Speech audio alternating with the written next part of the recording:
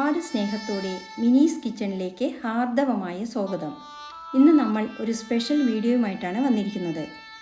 രാജ്യം 78ാമത് സ്വാതന്ത്ര്യദിനം ആഘോഷിക്കുന്ന ഈ സാഹചര്യത്തിൽ ഏവർക്കും ഹൃദയം നിറഞ്ഞ സ്വാതന്ത്ര്യ ദിനാശംസകൾ ആദ്യമേ നേരുന്നു.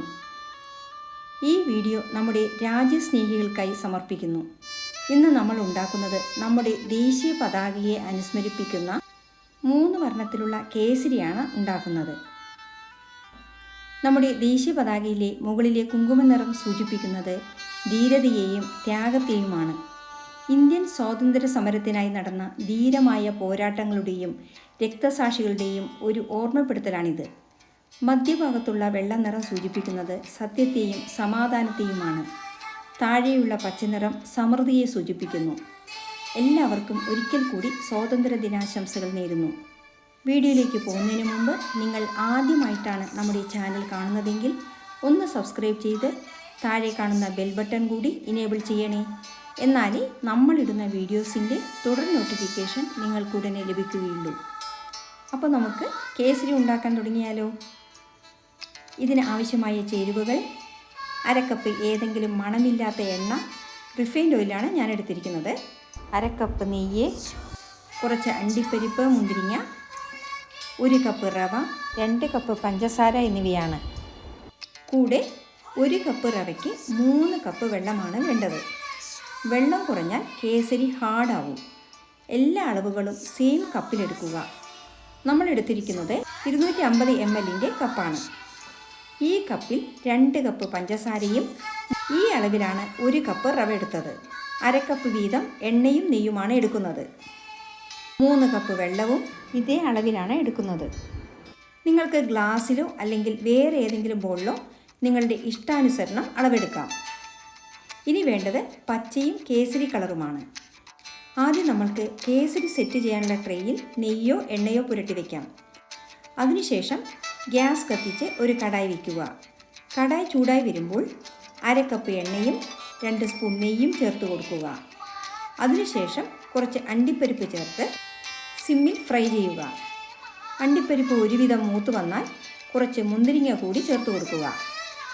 മുന്തിരിങ്ങ ബോൾ പോലെയായാൽ ഇവ രണ്ടും ഒരു ബോളിലേക്ക് കോരിയെടുക്കുക. ഇനി ഇത് മാറ്റി വയ്ക്കാം. ഇനി ഇതേ ഓയിലും നെയ്യും ചേർന്ന പാനിലേക്ക് 1 കപ്പ് റവയിട്ട് നല്ല മണം വരുന്നത് വരെ സിമ്മിൽ വറുക്കുക. നൈസ് റവയാണ് കേസരിക്ക് നല്ലത്. വറുത്ത റവയോ വറുക്കാത്ത റവയോ ഏത് വേണമെങ്കിലും യൂസ് ചെയ്യാം. ഇനി ഇതിലേക്ക് ചൂടുവെള്ളം 3 കപ്പ് ഒഴിക്കുക. ചൂടുവെള്ളം ഒഴിക്കുന്നത് കൊണ്ട് തന്നെ റവ ഒട്ടും കട്ട കെട്ടില്ല. മധുരം എൻഹാൻസ് ചെയ്യാൻ 1 നുള്ള് ഉപ്പ് കൂടി ചേർക്കുക. മൂടി വെച്ച് സിമ്മിൽ 5 മിനിറ്റ് വേവിക്കുക. ഇടയ്ക്ക് തുറന്ന് വെള്ളമുണ്ടോ എന്ന് നോക്കണം. നല്ല സോഫ്റ്റായി റവ വെന്ത് വന്നിട്ടുണ്ട്. 5 മിനിറ്റിന് ശേഷം 2 കപ്പ് പഞ്ചസാര ചേർത്ത് കൊടുക്കുക. പഞ്ചസാര ചേർത്ത് കുറച്ച് കഴിഞ്ഞാൽ റവ ലൂസ് കൺസിസ്റ്റൻസി ആവും. വീണ്ടും മൂടി വെച്ച് 2 മിനിറ്റ് വേവിക്കുക. ഇനി ഇതിലേക്ക് 1 സ്പൂൺ പഞ്ചസാര ചേർത്ത് പൊടിച്ച ഏലക്ക, ബാക്കി നെയ്യ്, നമ്മൾ വറുത്ത് വെച്ച അണ്ടിപ്പരിപ്പ്, മുന്തിരിങ്ങ എന്നിവ ചേർത്ത് യോജിപ്പിക്കുക. ഒരുപാട് വഴറ്റിയാൽ കേസരി അലുവ പോലെയാകും. പഞ്ചസാര ചേർത്ത് 7 മിനിറ്റിനുള്ളിൽ കേസരി റെഡിയാവും. ചൂടോടെയും ആറിയാലും സോഫ്റ്റ് ആയിരിക്കും.